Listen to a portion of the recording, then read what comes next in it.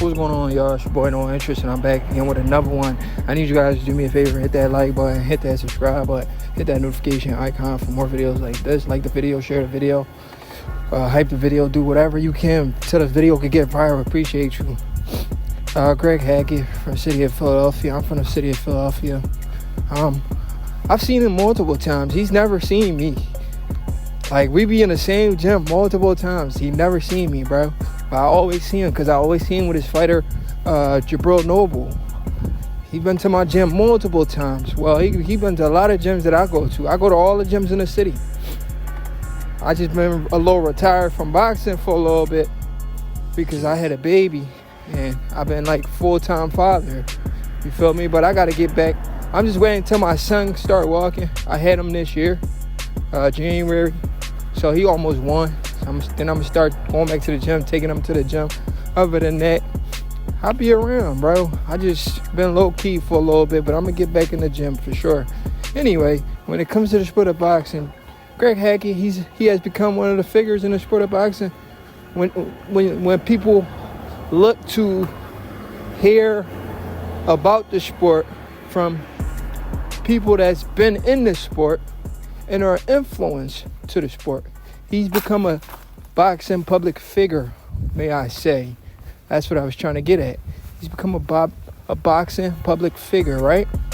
So a lot of people look to hear his opinion on these big fights, when these fights are announced or these fights, because of his association with the YSM Sports Media channel. You know, he was a boxer himself. I've never seen or heard of any of his fights until Brian Norman Sr. pulled it up, or somebody pulled it up, and I seen some of his fights. I never knew he was pro. I just thought he was just a dude that just talked boxing until I seen a few of his fights, because Brian Norman Sr. was trolling them, or somebody was trolling them, and they happened to post some of his fights. Anyway, I'm not talking about his fights, so I'm just talking about his stance when it comes to this one fight. You know, he seemed on point on a lot of fights, except when it comes to this one fight, because it's a biased thing, it's a Philly thing. You feel me? Ride with your guy no matter what.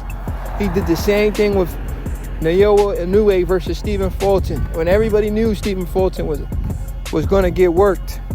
Even though I was trying to be a little nice myself, but I knew what the outcome was going to be, you know. I just was trying to sugarcoat it a little bit, but I definitely said he could give Inoue a good fight. I didn't want to, say Inoue going to go out there and smoke, bro. So I said he could give Inoue a good fight. Never said he would win, though. But anyway, when it comes to Crawford versus Ennis, this guy, Greg Hackett, all of his boxing knowledge goes out the window completely, bro. I've never seen this before. I've never seen this. This is unbelievable stuff. When it comes to Bud versus Ennis, this dude, it's like he forgot everything he knows about this sport. Like, when you listen to it, it's like when you bias for somebody, that bias just takes over everything you know. Everything you know just goes out the window, because that's your homie, that's your man, that's whatever you want to call him, right?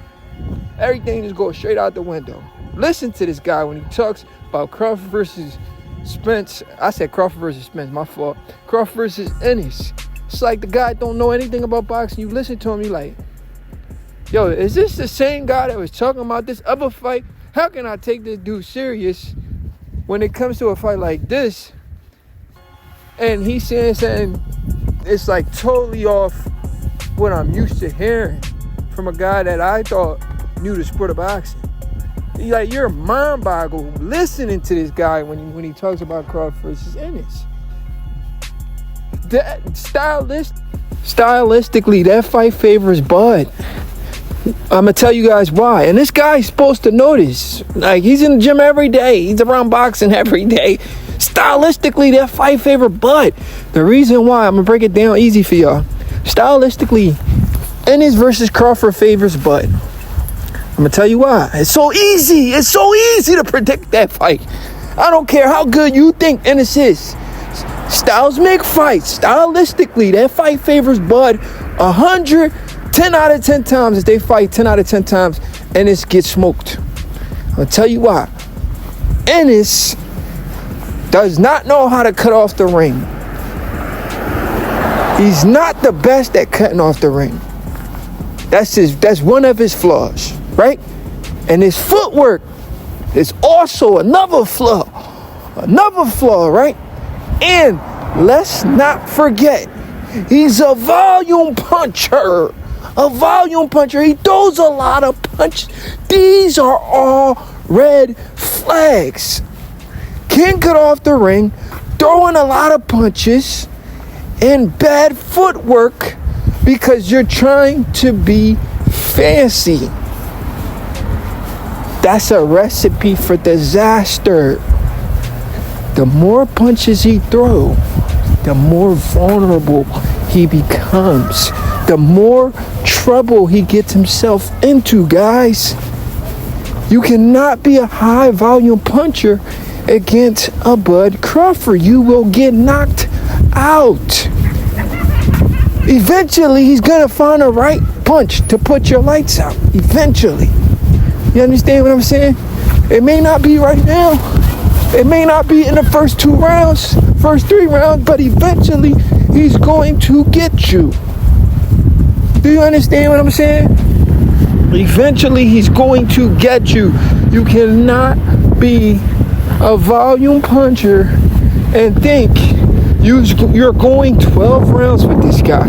It's not going to happen. He's too sharp. He's too smart. He's going to find the right punch to put you out. I'm telling you, bro. And Ennis cannot outthink Bud. We've never seen Ennis outthink anybody in the ring. All he does is outskill people. He doesn't outthink them. Do you understand what I'm saying? A lot of you boxing fans don't understand what I'm saying, bro. Like, study the sport of boxing and pay attention to these guys' style of fighting.